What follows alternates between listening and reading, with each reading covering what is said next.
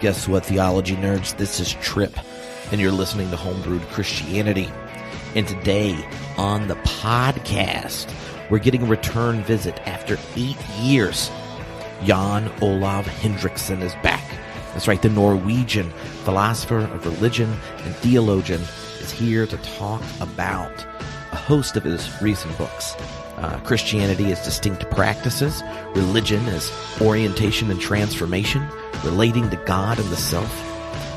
It is a ton of fun conversation. I've really enjoyed his recent work that really explores thinking about religion at the intersection of religious studies, philosophy of religion, and then how that shapes the way you think about theology within particular traditions.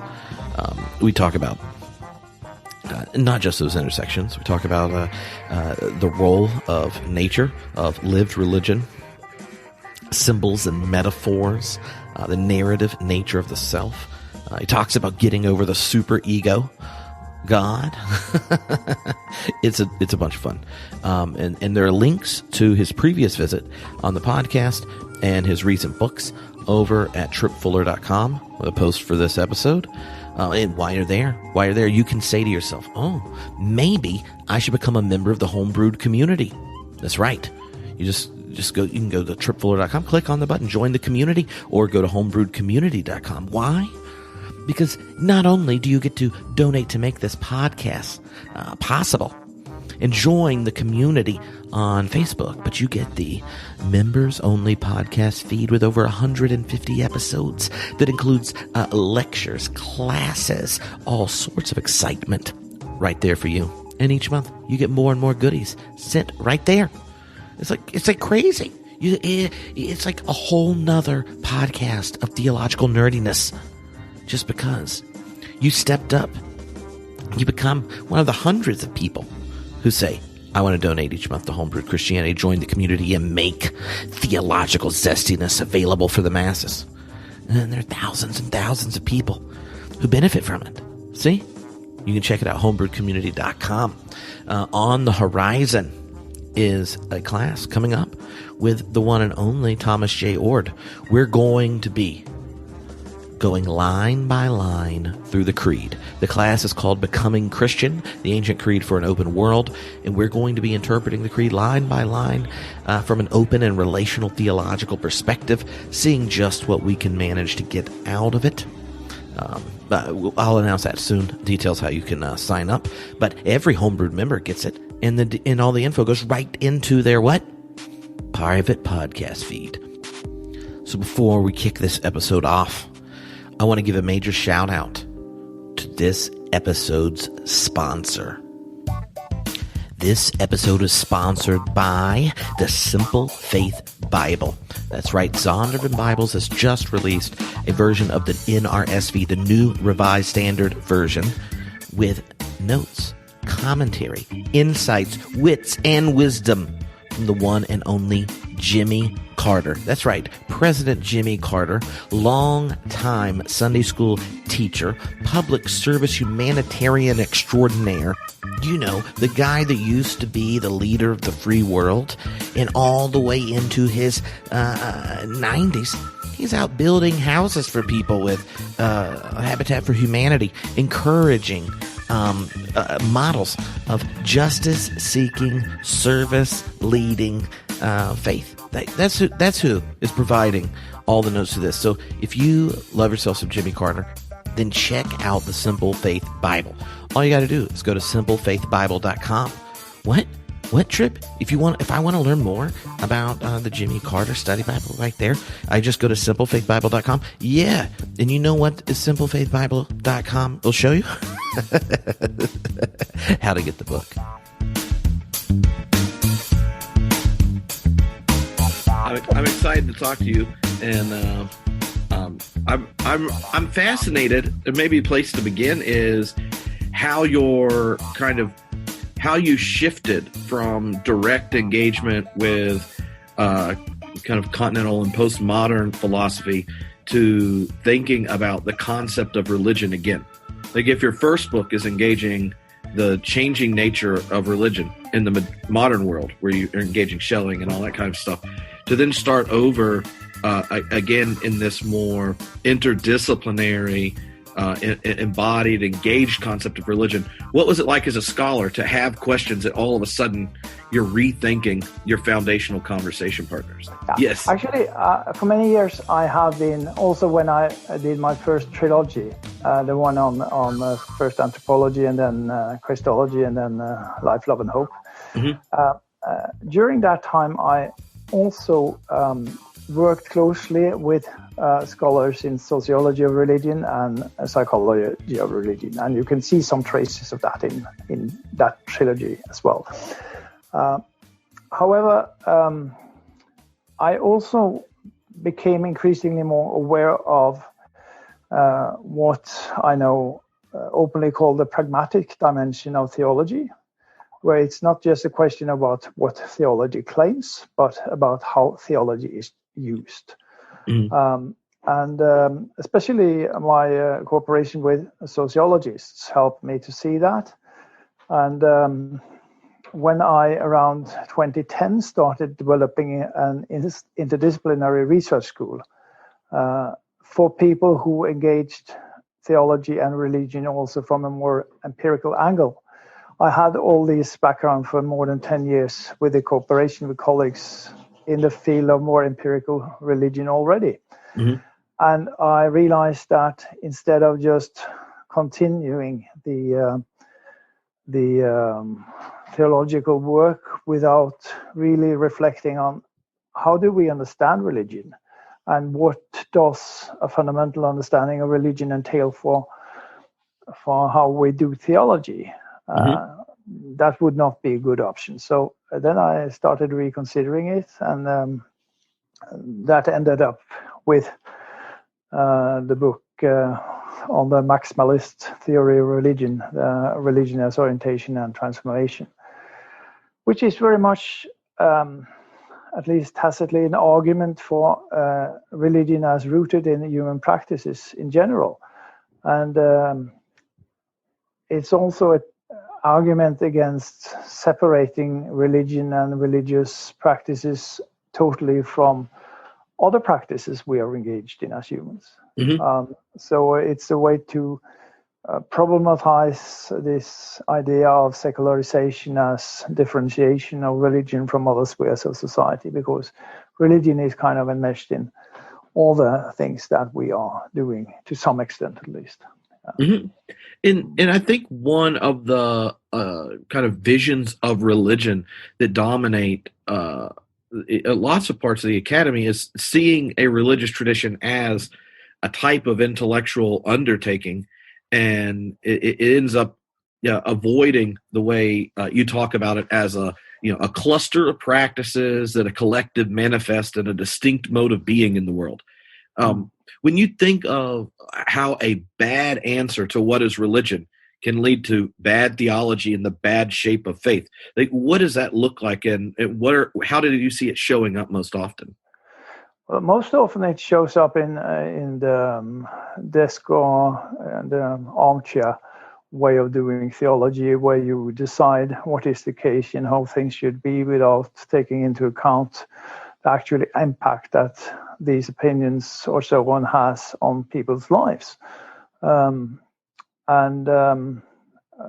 you try to basically shape people's lives according to your opinions about how things should be, without any kind of consideration of the empirical context, about the impact that this might have in different contexts, and so on and so forth. We see this, of course, in different ways. Today, two obvious examples. One is to say that, okay, we have to stress that God is in power, God is sovereign, and God is the one who takes care of it all. So we can openly ignore the consequences of our own actions when it comes to the climate crisis.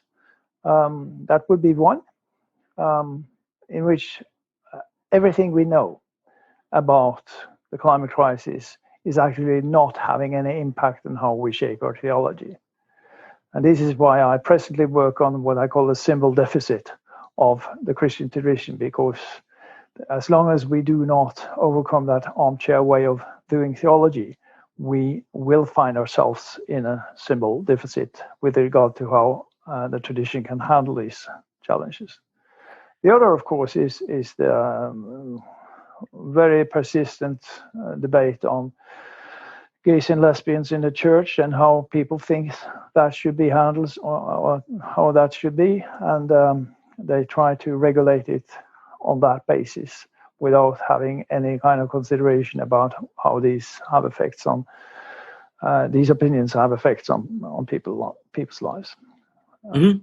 In across a number of your new books, you pick up a kind of three distinct elements when trying to think through the nature of a religious tradition. You talk about the tradition itself, the communities of practice that it takes place in, and then the particular individual religious actor.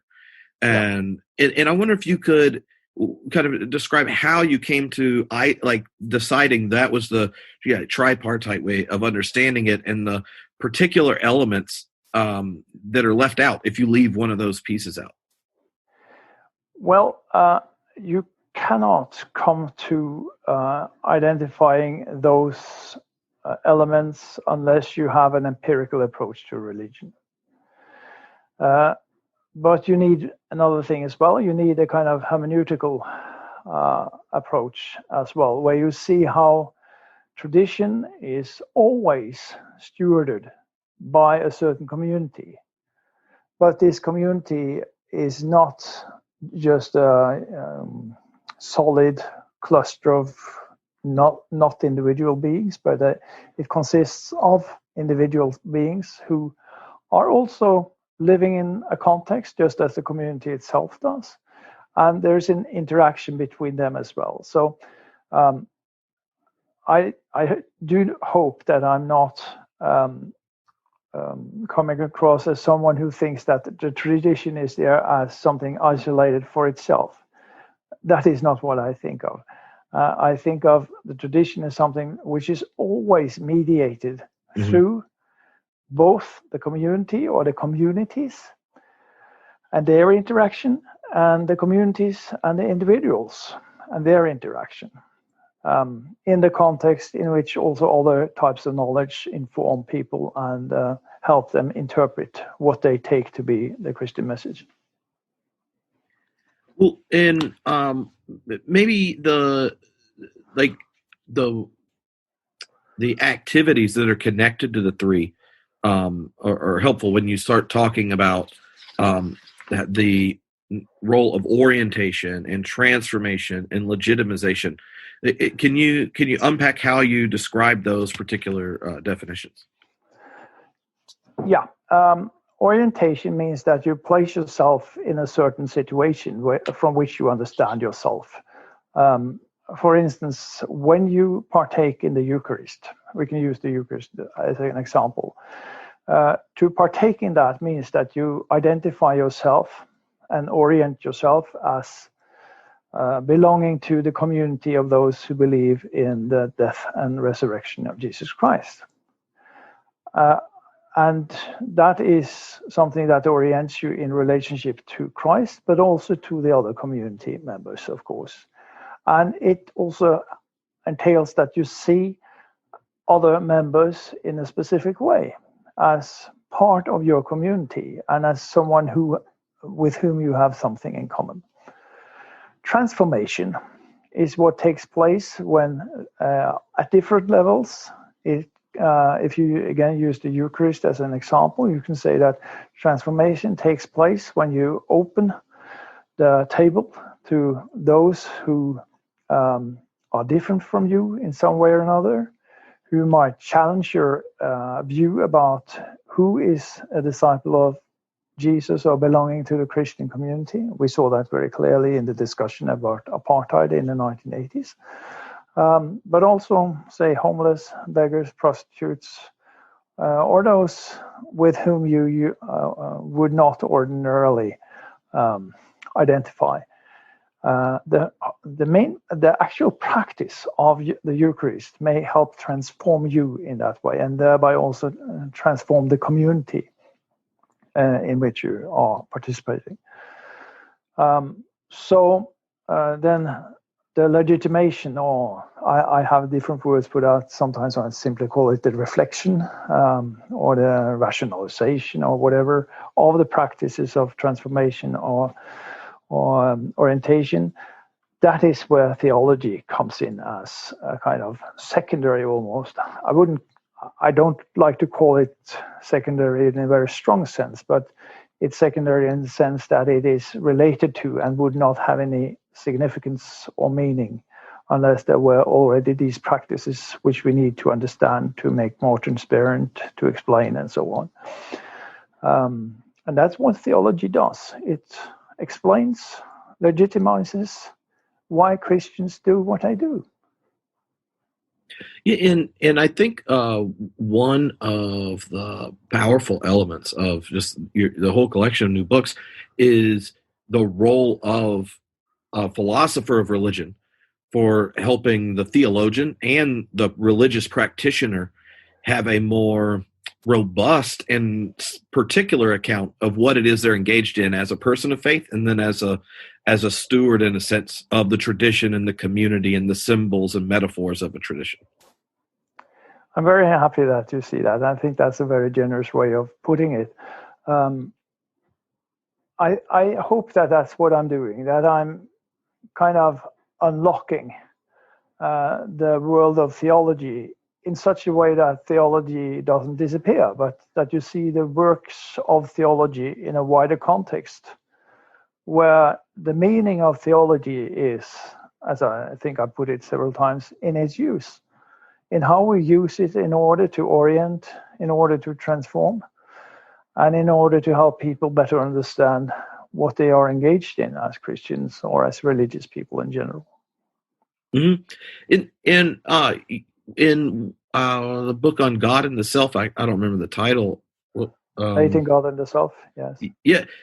One of the things that struck me in that text in particular is the way in which you engage psychology and social science to talk about how our image of God functions, and not just like assessing the image in relationship to a tradition or to culture's question, but how it shapes the self, and then how the self is then legitimate certain practices out of this type of you call it like this double hermeneutic of God and self and religion.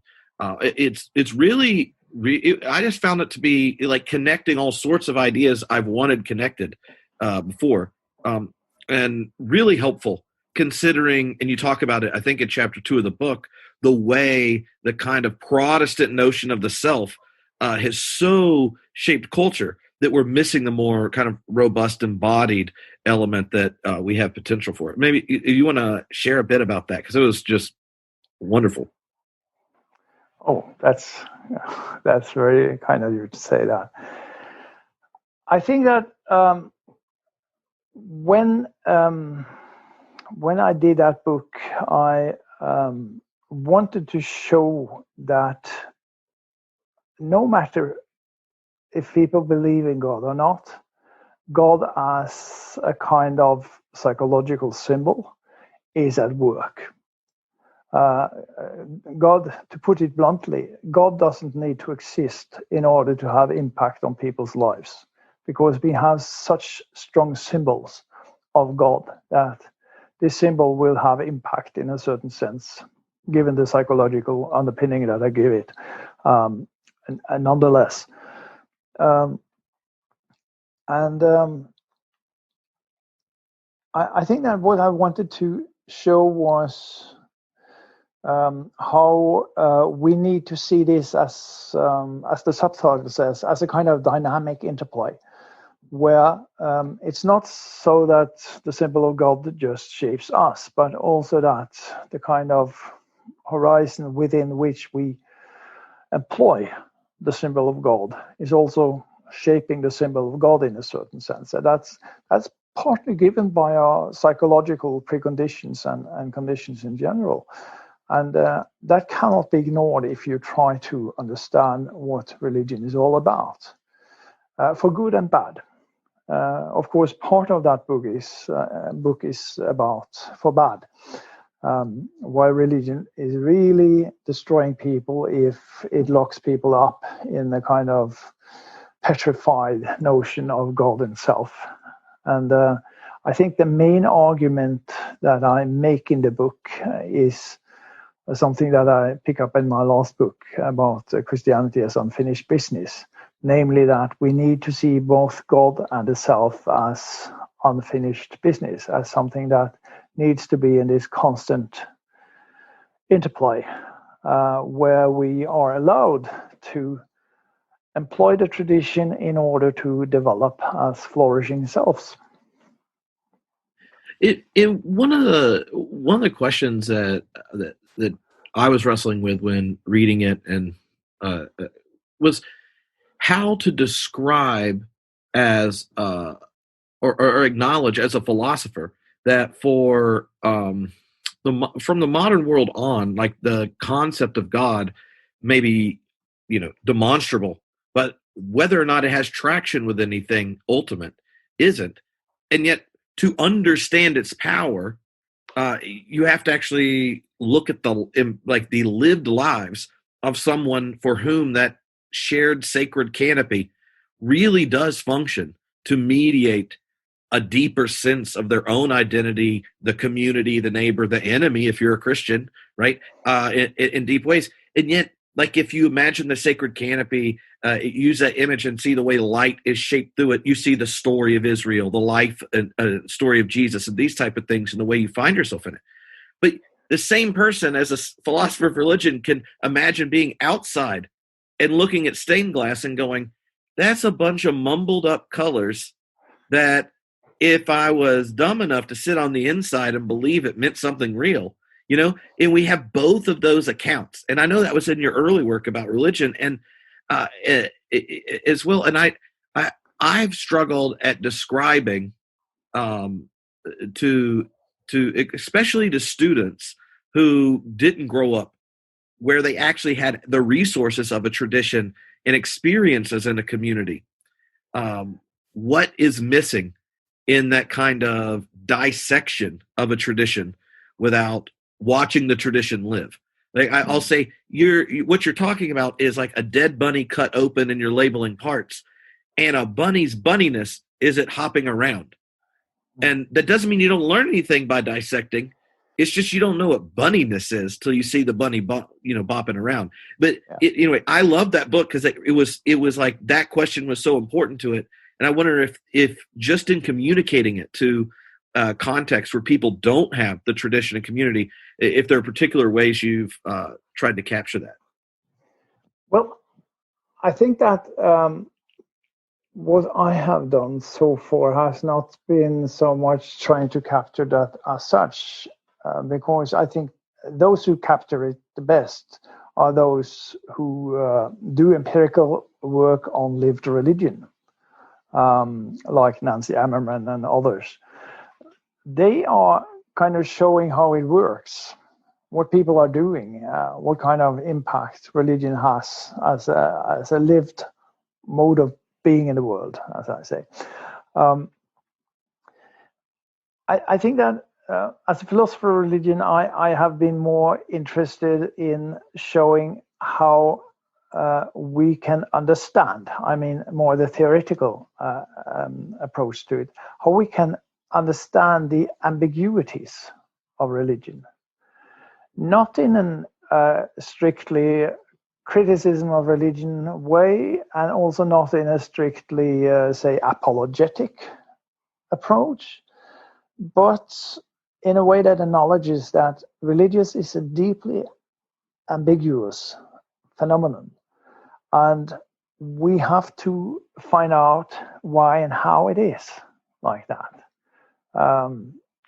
In order to understand something that shapes many people's lives. And this is why I also try to more programmatically, I think, to speak about the different trends or the different dimensions of religion. Because to locate religion simply in the psychological, or simply in the cultural, or simply in something else. That will not do. We have to have a kind of open, dynamic approach where we see that what we call religion is interwoven with all realms of human experience, including what I recently have started calling the mystical. Yeah. Well, yeah, because you talk about, I mean, or at least I wrote down 4 different types that talk about religion at the natural level, the sociocultural, the psychological, and the mystical. And people on the podcast, we've done a number of interviews recently with cognitive scientists who, we'll talk about the cognitive mechanisms and such that evolved. That you're born pretty religious as this person anyway. Be it theory of mind, hyper agency detection device, all those type of things, and then the way religion functions at the cultural level, at the group selection level, and as this cultural object. And I do think like what you get at in emphasizing that mystical element is something that in the academy people have a hard time articulating or justifying on the terms of academic inquiry. But a lot of individuals, if you're friends with them, will talk about the mystical or transcendent experiences and things they've had that they don't understand themselves without, even if they can understand their field articulation of the event without it. I think you're right, and that's probably part of my experience as well. I have another book that you have not read because it's in Norwegian, which I did together with an ethnologist. That was about the same time as I did Relating God and the Self book, in which we interviewed people who had mystical experiences. And that was a kind of eye-opener as to how common these experiences are. Actually, anecdotically, I could say that book emerged out of a late night conversation within a group of academics who suddenly started talking about these experiences, and it turned out that most of them were acquainted with them. So it was not like mumbo jumbo of the illiterate or whatever. It was really something that people who are well educated also were kind of familiar with. And I think that to acknowledge that is also part of what should keep us open as scholars has to do with at least part of what we should think about when we think about what religion is like for people. There are astonishingly many people who have mystical experiences. And these experiences may be, for some of them, life-changing. So I think that when academics shy away from it because they are not able to explain it, they are not doing themselves a favor, because then they ignore a part of human life that is very important for many humans. Mm-hmm. And I think one of the ways you hold the door open for kind of a more robust conversation is how you see symbols and metaphors functioning. That your understanding of symbols and metaphors allow for a conversation without a type of direct correspondence that alienates anyone without a particular tradition or commitment. But it also, for religious communities, means they have to recognize the situated and mediated nature of all their religious symbols and metaphors. That there's no like direct access to a perfect knowledge of God and such. So maybe you could unpack the kind of theological, psychological account of symbols and metaphors and how they function for the scholar of religion. And then we can talk about what that would mean to think about it actually mediating the divine in some way. Wow, that's a big one. I think that if we are to see ourselves as shaped by the history in which we are partaking, we have to acknowledge that our own resources for self-interpretation, for interpretation of the world, and so on and so forth, is historically framed. And it's framed by development in knowledge, it's framed by our own experience, it's framed by what others tells us, and so on and so forth. So that means that wherever we are and from whatever we understand ourselves, we have to see that this is historically something that evolves, that in and by itself is part of our dynamic interaction with the reality in which we find ourselves. If we take that as a kind of point of departure, it means that even when we try to understand someone or something like God, that means that, okay, I understand God on the basis of what's been handed over to me through history. There's no one-to-one way of understanding God. My own experience is also partly conditioning how I appropriate the insights into who God is and what God means for me. And that goes for everyone. So I think the challenge is to see that different symbols may mediate our relationship with God in different ways. Just before you and I met today, I read Paul Ricoeur, and he has this wonderful quote about how the symbol gives rise to thought, and thought returns to the symbol. And I think that, in a way, captures the dynamic here. But the symbol is not something given once and for all. The symbol is just as dynamic as the process that it engenders. So in that way, symbols help us to discover new dimensions of the reality in which we partake. And part of that reality is also that we relate to someone we call God. Mm-hmm. You mentioned Paul Ricoeur there, and in the book, you engage his narrative account of the self. Maybe you want to say a bit about that, because I think it's a powerful and fruitful idea to engage. And at the end of that section, one of my favorite lines was you talked about the need for people of faith to get over this super ego God. And occasionally you're reading works in philosophy and you giggle, and that was a high quality moment.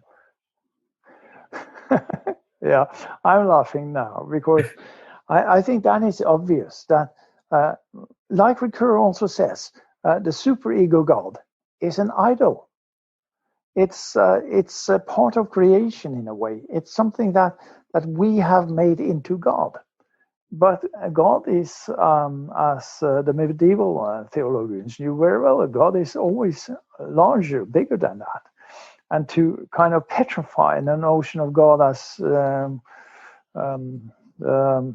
kind of inspector or the one who kind of rules it all by issuing commandments that you should obey or not, and that's God's main concern in the world. I think that's really not capturing what the Bible says about God as well. I mean, there are parts in the Bible that you could interpret within the context of the superego way of thinking about God, but to kind of restrict it to that would be ignoring a lot of what the Bible displays in terms of the dynamics of how we understand and can understand God as an agent that mediates God's self to what happens in history. Mm-hmm. And so how does that concept of narrative in relationship to the self at the individual level connect to the role of narrative you see for a religious tradition in like Christianity as practice, where the narrative of Jesus ends up playing a particular function for the identity of the tradition and the community? Yeah, there's no generic answer to that. That is also dependent on the context in which you find yourself and what kind of tasks and challenges are there for you to handle. So I think that one of the great advantages of the Christian tradition is that it allows, in general, for a narrative understanding of the self that he or she can understand herself or himself in light of the larger narrative of God's work with the world. But there's no kind of clearly delineated or clearly defined path. What we can say is that the resources in Christian tradition allows you to partake in growth, human development, and if you are sustained by faith, hope, and love, you can be fairly sure that, okay, my narrative may turn out to work fairly well. Not always. There's no kind of guarantee here. But even in light of the negative contingencies that may affect people's lives in terms of illness or accidents or whatever, you always have the chance to relate to something more than what you are able to constitute yourself by means of your own action.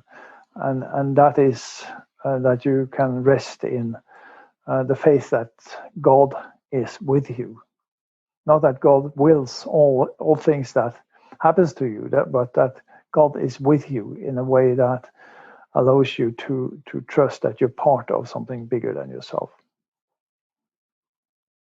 And so in the book about Christianity specifically as a type of praxis, you work both in the academy, but also with ministers in training and are active in denominational questions and things. If you're thinking of the questions religious communities and leaders get hung up on that you would like to just take out of their energy, investing energy in, and give them different questions to think and wrestle with, what comes to mind?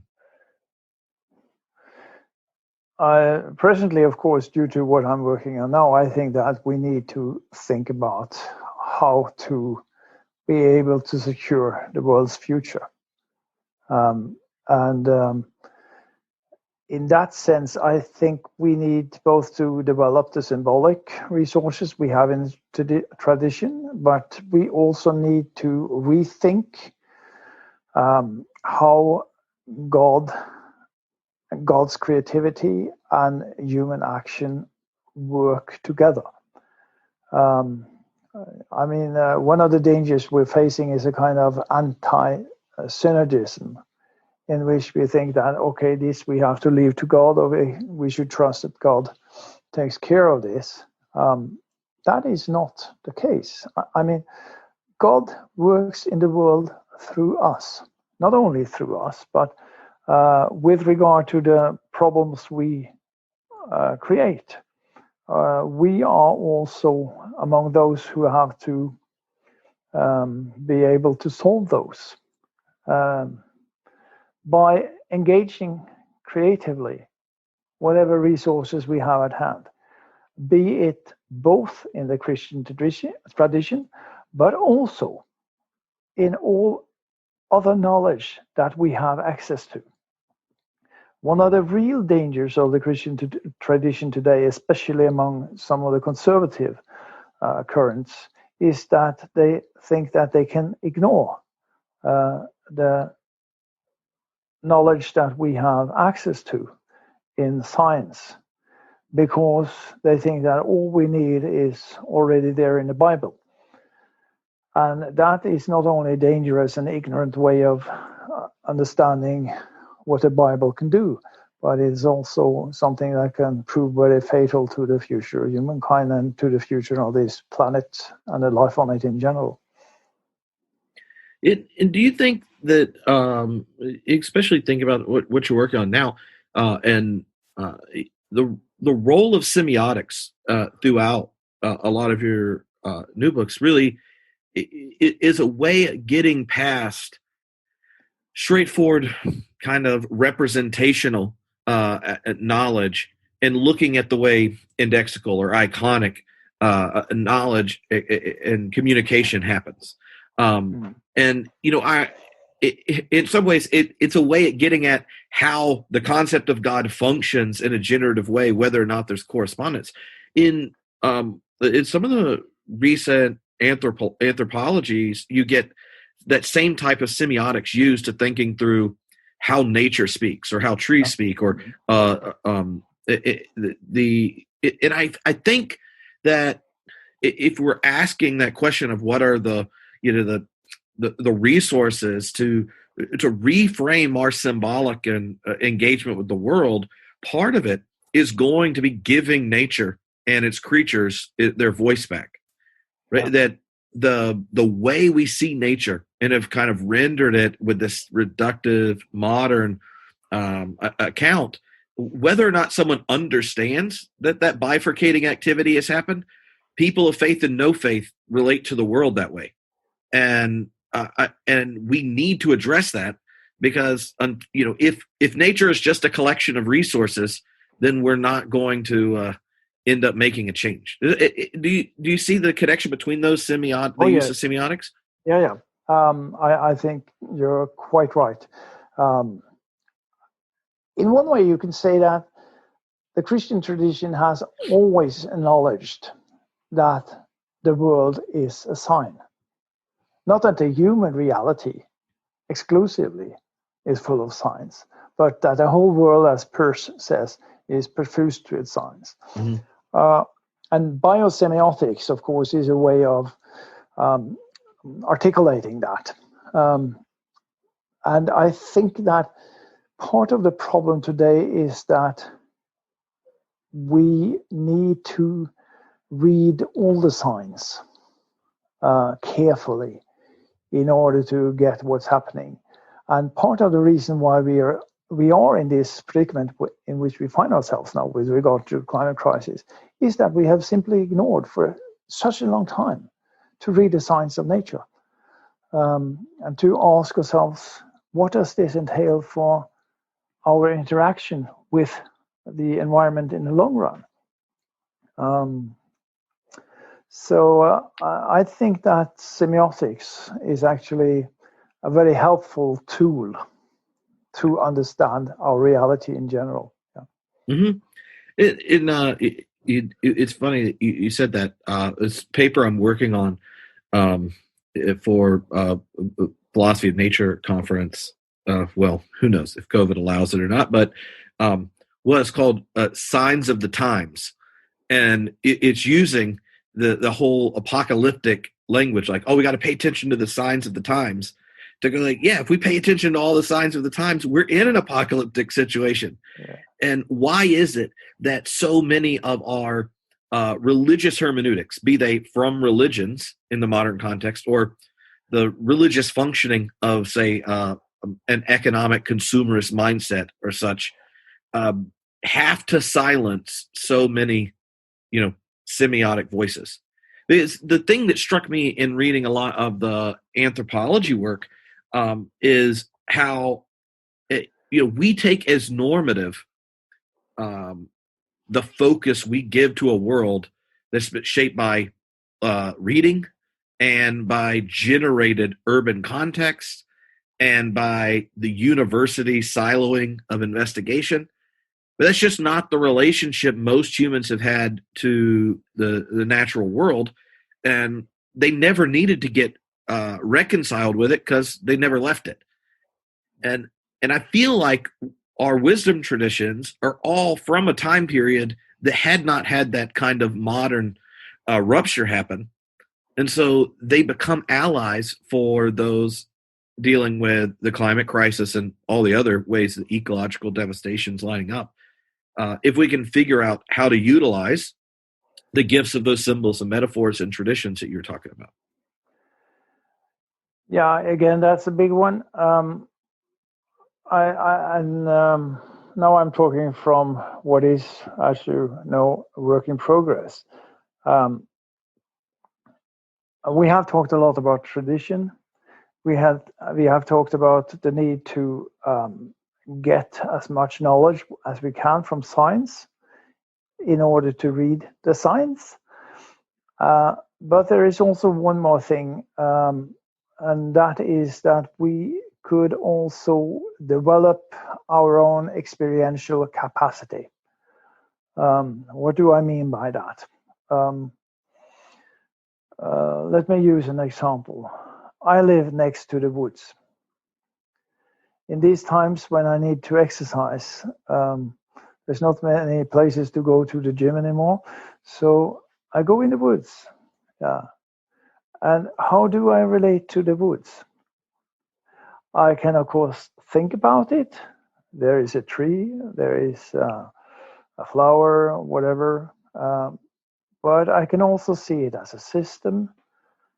But more than that, in addition to the cognitive way, I can feel the peace. I can have the kind of sensual experience of the wind, the trees, the sounds. In the wood that is next to our house, there are also pigs.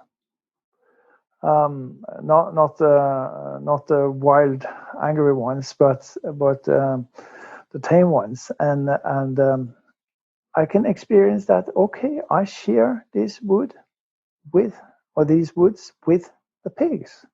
We have a different approach to it.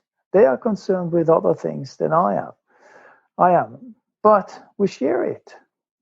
And of course, the one who owns the wood, he is concerned about foresting, about how to use it in a good way. He has another concern than both the pigs and I have. But we all share the woods in different ways, and to enhance and expand our experience in all these ways that I now just develop off at the top of my head.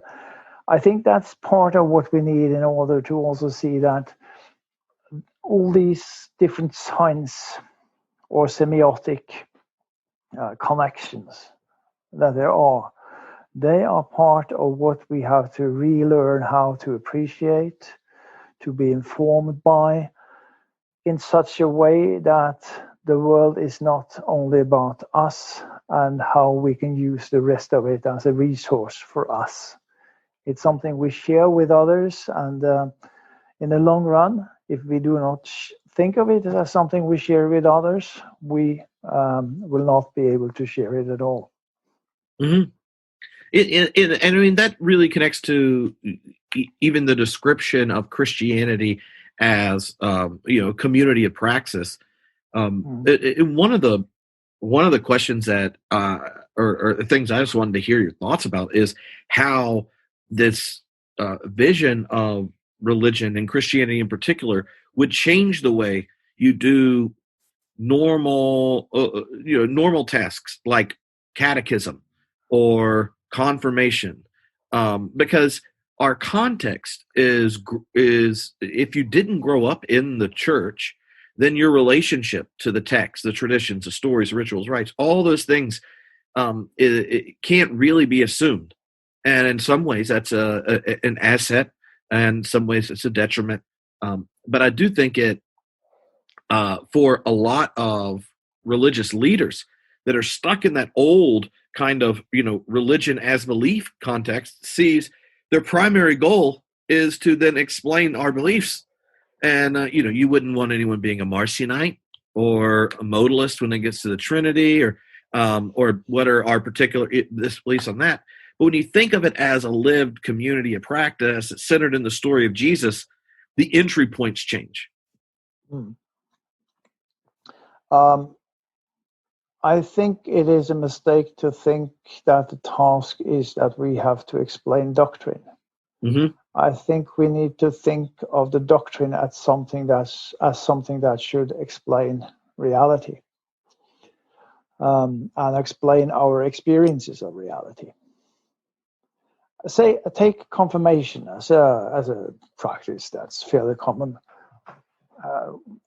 Confirmation is linked to the ordinary, acknowledged human experience that the young people grow up, that they come to a stage in their lives where they are acknowledged as something different from earlier. Yeah. So why is it important to have a confirmation? Because the Christian tradition sees that stage as one in which you need to be reminded of the community to which you were introduced when you were baptized, and as something which should continue to follow you along the way for the rest of your life. So it's a kind of interwovenness with ordinary experiences. And I think that doctrine and Christianity in general is about ordinary experiences. It's about not only interpreting human experience and the human reality, but also opening up to new dimensions of that reality and to new experiences. It's not to take people out of reality or to establish something that is profoundly strange and separated from the rest of the world, but it is a way to help people understand more of what is at stake in their ordinary, everyday engagement with the world. Mm-hmm. One very nice way of illustrating this is in Hannah Arendt's work on natality, which is a phenomenon that she develops, the fact that we are born. She says that the very fact that we are born means that we have to engage with the world with love. She says that natality leads to amor mundi, the love for the world. And the love for the world also entails hope and faith. Because when you give birth to something, or when you are born, the best way to engage with the world is through love, through faith and hope. Christians have heard all about those virtues earlier. But what she does is that she shows that this is a relevance for how we engage with the world. It's not something that is placed juxtaposed to it or placed somewhere else. It is about how we relate. And I think that is exactly what the Christian tradition is challenged to do today, to show that what we should see this tradition for is that it helps us to engage better with the world in which we still have some really big tasks to solve. Mm-hmm. It makes me think of my time in Los Angeles when I was a minister there through a PhD program and after, and when we started having adults who had never been religious whatsoever wanting to join the church, and then they see that all the 16-year-olds did confirmation. They're like, "What's the adult version?" And I did that. I basically created the whole experience around I called it experiments in truth, because so many of if you let the individual guide, they're going to ask the kind of popular questions around what the facticity in the sense of Christianity. And so what I'd suggested is we'll spend the next 6 months doing 3 different experiments and practicing the actual teachings of Jesus. And it's fast. It was so much more compelling than, I would think I'm above average as a communicator, as a minister at trying to articulate plausible and life-giving articulations of theology. But we spent a month and I let them pick. The passage Jesus says, "Don't judge," and every time the task was every time you judge someone, you texted the group just the name, and everyone in the group got it. And then you said, "God," like if I texted, "Oh, I judge Frank," and I text Frank, everyone gets it. "God, you made and know and love Frank completely. Give Tripp the eyes to see him as you see him, and the courage to live that love in faith." And that's it, right? And then you talk about what that's like. And at some point, they text their own name. And all of a sudden, I say, "God, help Tripp to see, you made and know and love Tripp completely. Help Tripp to see Tripp and have the courage, blah, blah, And wonderful. When you do that for a month and a group of individuals who are rarely honest with adults, this is like the gift of becoming a real adult in a neoliberal order, is learning how never to be honest and vulnerable. It's like when you do that, and then you ask, like, is it true? Like, what you mean by true is just not, is Gandhi going to hell? And I just think that, like, what you're describing in this book is really can be really powerful for faith leaders, because so many of them feel impotent and that they need more knowledge, and they're data junkies and addicted to learning more things, when the actual power of any wisdom tradition is that you steward a community to receive wisdom that's so much older and deeper than you. And yet, when it's practiced well together, then it's more powerful than anything else they'll encounter. I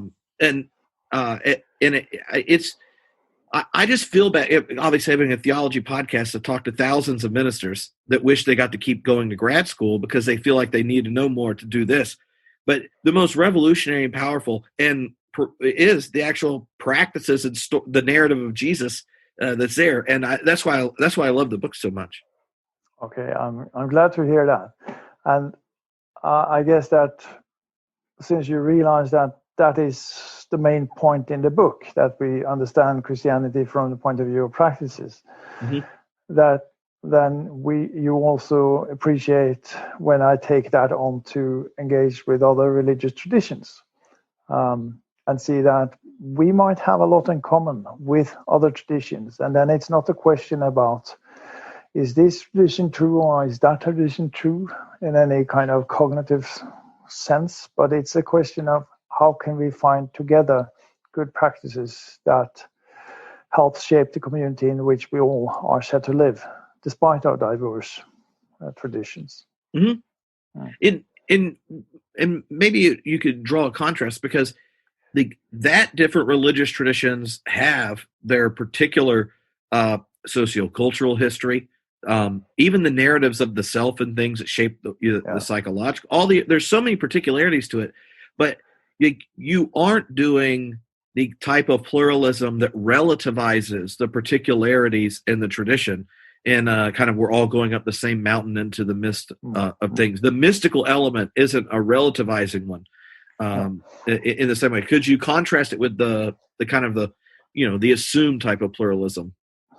Yeah, I think that the subtitle of that book is Openness and Resistance.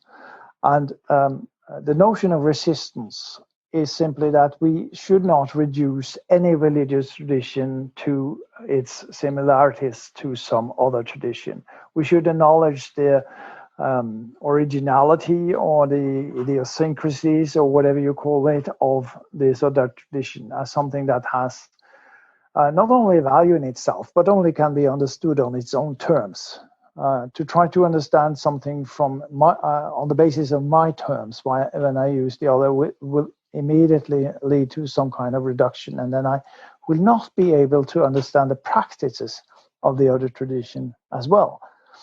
But I mean, in spite of these unavoidable differences, religious traditions share in terms of practices of hospitality, in terms of benevolence, in terms of, say, care for those who are in need of being taken care of, compassion, and so on.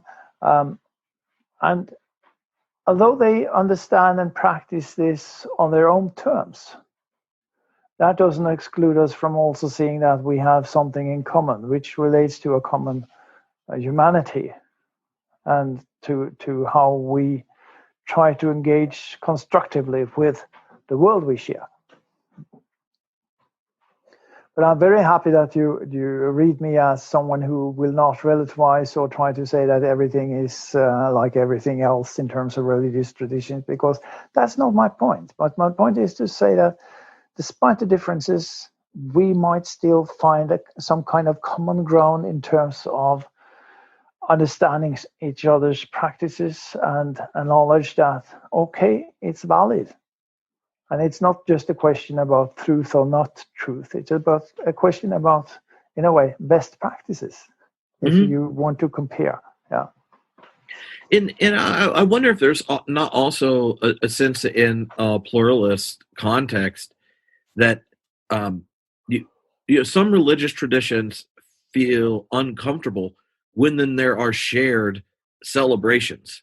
Right. And sometimes it could be sports, which usually people don't get upset about. But sometimes it could be something connected to celebrating a particular culture or a nation state or whatever. But, one of the things that struck me just in moving when I spent, I grew up in the South, which is it may as well be a different country from Los Angeles.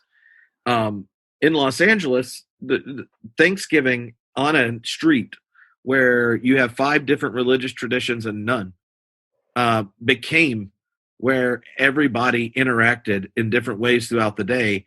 And in the same way, like Easter picnic is in the South, in rural North Carolina, where religious diversity was the kind of Baptist you were, and that type of solidarity of humans gathering to celebrate neighborliness. I think from, as a Christian, like care and love of neighbor is essential, but doing it well in that diversity meant not inscribing them into a religious narrative, but we had this other shared celebration where particular practices that often are in a religious context are put in this more civic one. Yeah. I think that is exactly what I try to describe also, why I try to tease out what I call the pragmatic dimensions of different ways of seeing religious pluralism, that we need to acknowledge that there's more to religious pluralism in terms of commonalities that we can acknowledge simply by looking at, say, doctrinal differences. Mm-hmm. So the one question that I've wondered about is how this vision of, or this relationship of a particular philosophy of religion and theology would shape something like your Christology. Like, how does it shape the way you would understand the person of Jesus? If you're thinking, like at the natural level, he has the same cognitive mechanisms and these type of things that generate the religious experience. And his is, this intense Abba-centered type of religious experience. He has a socio-cultural, symbolic inheritance of Israel, a mom that liked chanting prophetic lines from Isaiah while he was in the belly. How does this kind of more rich and embodied count change the way you ask a question that oftentimes is, how do we explain Chalcedon, or how do you explain the historical Jesus? But they're all in these more reductive accounts. But your more full-throated account of religion might change the way you understand certain doctrines. Well, again, I would flip it, and I would say it's not a question about how to explain Chalcedon or whatever, but it is a question about what does Chalcedon explain. Right. And I think, again, that you need to see that from the point of view of practices. My favorite example of this is, of course, the origins of the more strong Christologies in the ancient church, where the development of both the Christology and also the Trinitarian way of reasoning was linked to the actual fact that Christians started praying to Jesus. It's a practice. And how can you do that when you believe in one God? Only if Jesus is God. So we have to develop a kind of understanding that makes it possible to understand Jesus, not only as a human being, but also as God. And that is what the Christological formula is actually trying to help us understand. And in that way, Christological formulas may be seen as a legitimation of the actual practices that Christians have in the way they relate to Jesus. Yeah. So that would be my take on that in a way. I would also, I think that this is not very original on my part. I mean, this is something that already Wolfhard Pannberg developed when he said that we have to understand the later Christological developments in light of the historical Jesus and as a way to come to terms with how we understand the historical Jesus. So I think that's, it's just along the same lines in a way. Yeah. Mm-hmm. Well, in particular, thinking about, I mean, I can see the resonances between his work and then how you see the kind of situated, mediated nature of metaphors and symbols. In a sense, if you think of the historical Jesus, he is inheriting God's ongoing relationship with the history of Israel, which then shapes the capacity for his own self-understanding, his own vocational understanding, right? But he's not divine invasion. It's actually the fruit of God's ongoing relationship with the particular people whose signs and symbols and rituals and practices and history all give shape and possibilities that he's inheriting. And oftentimes, like, I feel like we mess up if we think Jesus is this incarnation by divine invasion, when the possibility for his fidelity to the one he called Abba, it necessitates the inheritance of Israel. Or the Didache uses the line, the fruit of the vine of David. Yeah. I totally agree on that.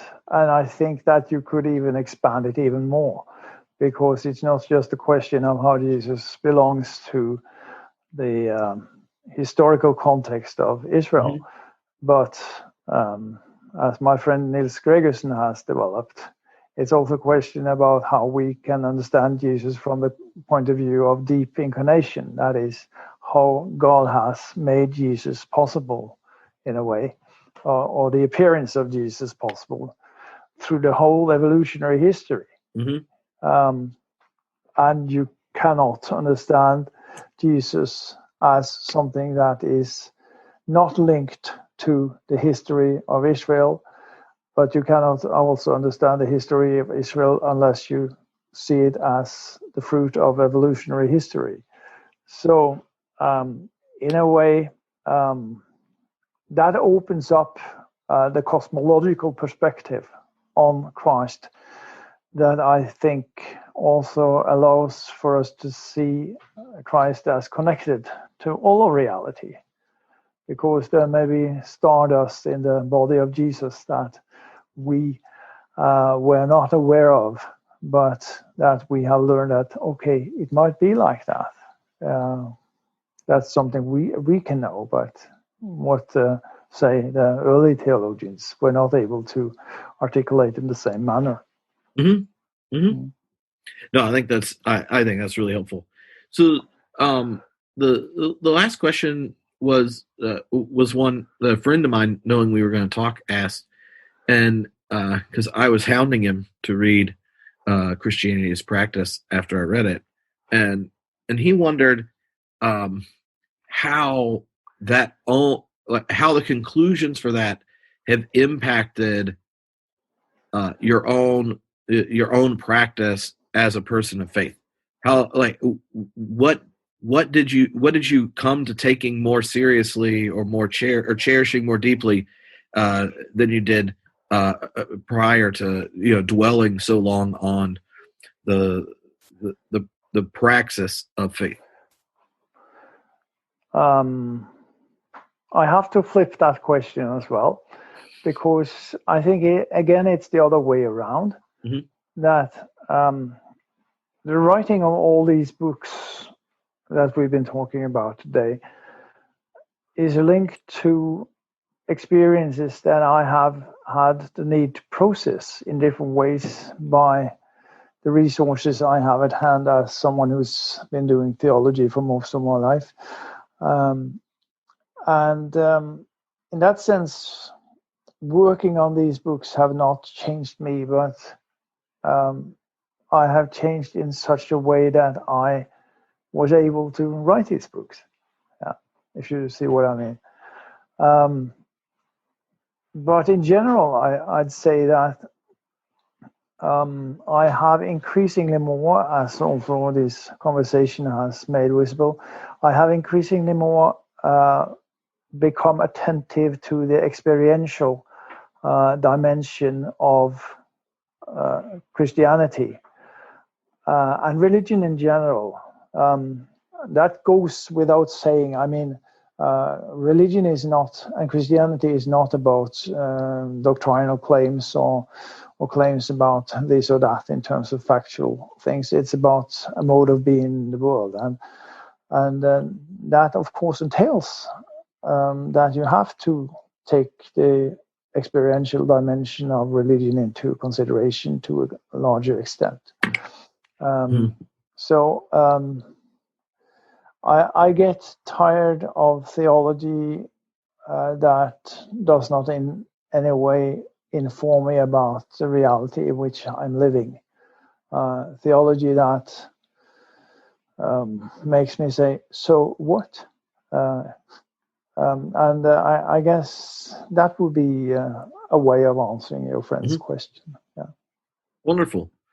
Well, thank you so much for taking the time to talk. I've enjoyed it. And for those of you that, weren't listening to the podcast 8 years ago, I will link to Dr. Henriksen's first visit to Homebrewed, where we talked about his postmodern Christology around gift and desire.